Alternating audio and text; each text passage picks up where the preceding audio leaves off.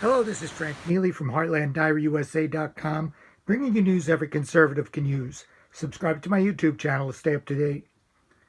Well, last week, the Republican Party decided to leave Liz Cheney in place in the leadership in the House of Representatives. Liz Cheney voted to impeach the President of the United States, a member of her own party, and she has spoken out against the President and against the Republicans who support him, the deplorables. And on Saturday, she was asked to resign by the Republican Party of Wyoming, which she is supposed to represent. But instead, she is stubbornly remaining in power and in place in the House. And of course, she is now a favored guest on Fox News Sunday with Chris Wallace, who himself is a never-Trumper. This interview is the indictment of Republican politics as usual and shows that it is not possible to allow an enemy to reside within your walls and expect to have any kind of a positive outcome. Liz Cheney needs to go. She needs to be stopped. And this is a shame on the entire Republican Party. Listen to her speak ill of us. And joining us now, Wyoming Congresswoman Liz Cheney, still the number 3 Republican in the House. Congresswoman, welcome back to Fox News Sunday. Great to be back with you, Chris. Thanks for having me. So, as Mike Emanuel just reported, yesterday, your home state, Wyoming Republican Party, censured you and called for you to resign immediately, saying that you had betrayed the trust of Wyoming voters. Are you going to step down? I'm not, Mike and Chris, sorry. And look, I think people all across Wyoming understand and recognize that our most important duty is to the Constitution. And as I've explained and will continue to explain to supporters all across the state and voters all across the state, the oath that I took to the Constitution compelled me to vote for impeachment, and it doesn't bend to partisanship. It doesn't bend to political pressure. It's the most important oath that we take, and so I will stand by that, and I will continue to fight for all of the issues that matter so much to us all across Wyoming. They debated, your home state Republican Party, they debated for 11 minutes before deciding to censure you, the Congresswoman, the number 3 Republican in the House. What's that about? Well, I think you have to read the language of the censure partly. I think, that people in the party are mistaken. They believe that BLM and Antifa were behind what happened here at the Capitol. That's just simply not the case. It's not true. And we're going to have a lot of work we have to do. People have been lied to. The extent to which President Trump, for months leading up to January 6th, spread the notion that the election had been stolen or that the election was rigged was a lie. And people need to understand that. We need to make sure that we as Republicans are the party of truth and that we're being honest about what really did happen in 2020 so we actually have a chance to win in 2022 and win the White House back in 2024.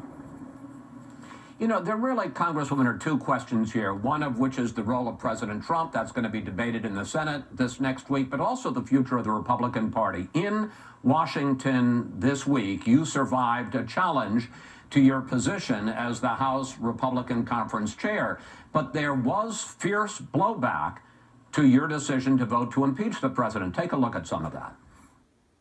She didn't just go voter conscience on the day of the vote. She spoke ahead of time, 36 hours, put out a statement. And why is it that America has such a disappointing Congress?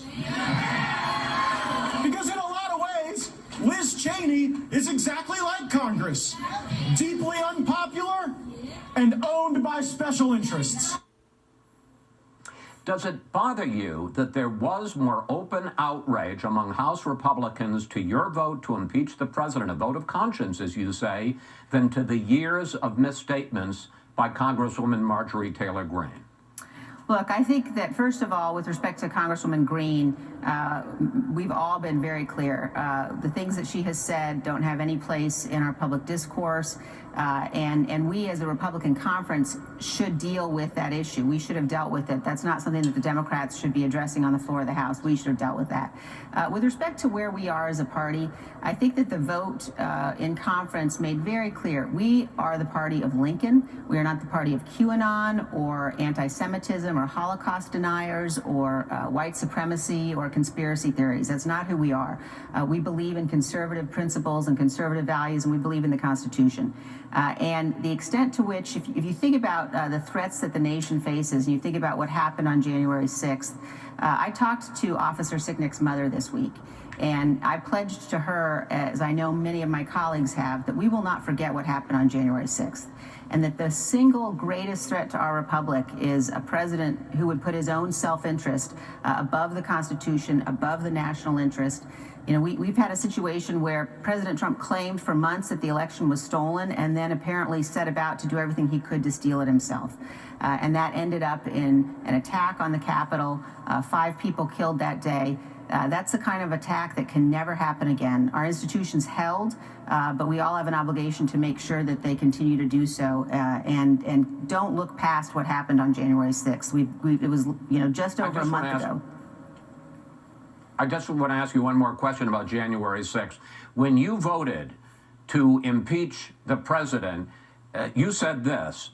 He, quote, summoned this mob, assembled the mob, and lit the flame of this attack. Everything that followed was his doing. There has never been a greater betrayal by a president of the United States of his office and his oath to the Constitution. Congresswoman, one of the things you certainly are is a straight talker. Would you vote to convict President Trump of incitement of insurrection? If I were in the Senate, I would obviously listen to the evidence. I think that that's the role the Senate has as jurors. I would also point out, though, Chris, that the Senate trial is a snapshot. There is a massive criminal investigation underway. There will be a massive criminal investigation of everything that happened on January 6th and in the days before.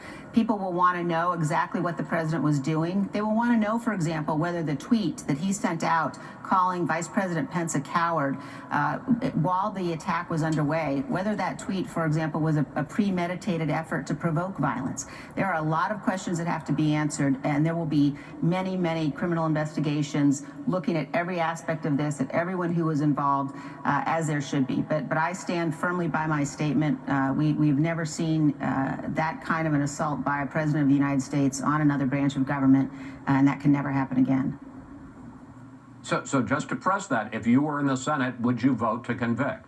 If I were in the Senate, I would listen to the testimony. I would listen to the evidence. If you're a senator, you have a responsibility to be a juror, and I think that's very important. But I obviously believe and did then that what we already know is enough for his impeachment.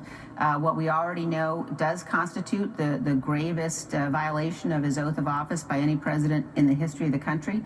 And this is not something that we can simply look past or pretend didn't happen or try to move on. We've got to make sure this never happens again.